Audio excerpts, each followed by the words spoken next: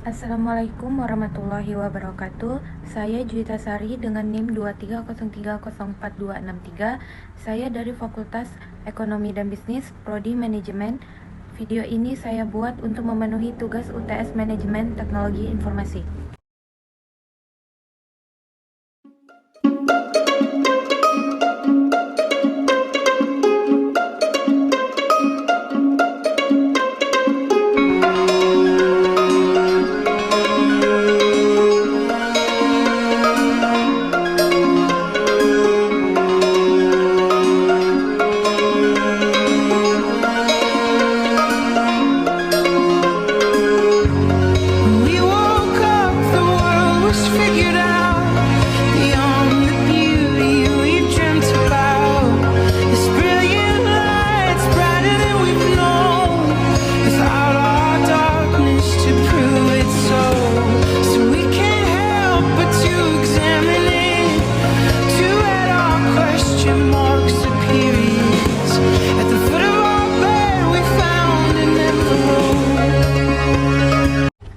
Kenapa saya memilih Prodi Manajemen? Karena bisa melatih kepemimpinan, kemampuan berorganisasi yang baik, dan mempelajari dasar-dasar wirausaha. Profil Prodi Manajemen UMRI, Program Studi Manajemen Universitas Muhammadiyah Riau, bertujuan menghasilkan sarjana ekonomi yang memiliki kemampuan dalam bidang pengetahuan, sikap, keterampilan, dan komunikasi yang mampu melakukan pekerjaan yang berhubungan dengan bisnis dan berorganisasi yang sesuai kebutuhan. Pengertian teknologi informasi.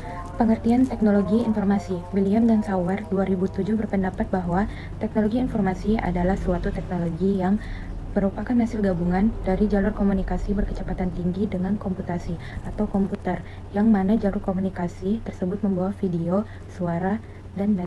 Perlunya teknologi informasi. Banyak sekali manfaat bisa didapatkan dari adanya teknologi informasi. Dari sekian banyak manfaat yang bisa didapatkan, beberapa di antaranya yaitu lebih mudahnya dan cepatnya dalam melakukan proses komunikasi. Proses perdagangan dapat dilakukan secara elektronik. Mudahnya akses suatu informasi pekerjaan bisa dilakukan secara daring. Bahkan lingkungan pun menjadi lebih terjaga karena penggunaan kertas yang lebih sedikit. Sistem informasi. Sistem informasi menurut Azhar Susanto 2013 pada bukunya yang berjudul Sistem Informasi Akuntansi. Sistem merupakan sebuah grup atau kumpulan dari bagian sistem atau komponen yang berupa fisik atau non-fisik yang berhubungan untuk mencapai suatu tujuan. Perangkat keras komputer. Perangkat keras adalah perangkat yang komponen komputer yang memiliki wujud fisik yang dapat dipegang dan juga dilihat.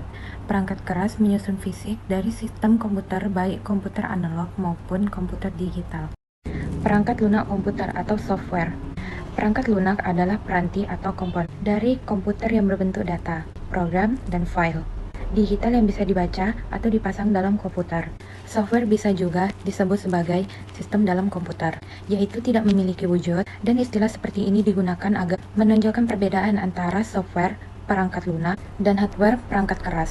Karena dikatakan sebuah software, maka bisa dikatakan bahwa software perangkat lunak itu jelas berbeda dengan hardware perangkat keras.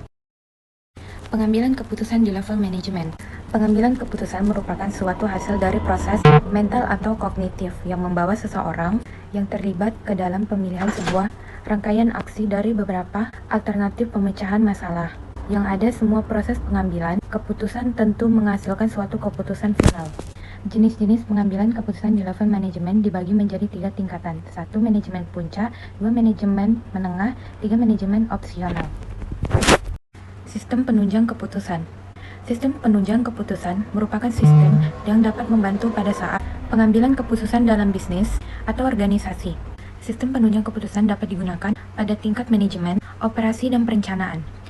Penunjang keputusan juga dapat digunakan untuk mengambil keputusan dalam masalah yang memiliki kemungkinan berubah dengan cepat. Sistem penunjang keputusan dapat berupa komputer atau tenaga manusia atau kombinasi dari keduanya.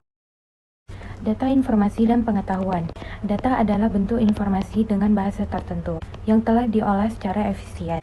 Dapat berupa subjek tunggal maupun subjek plural yang digunakan dalam suatu proses tertentu.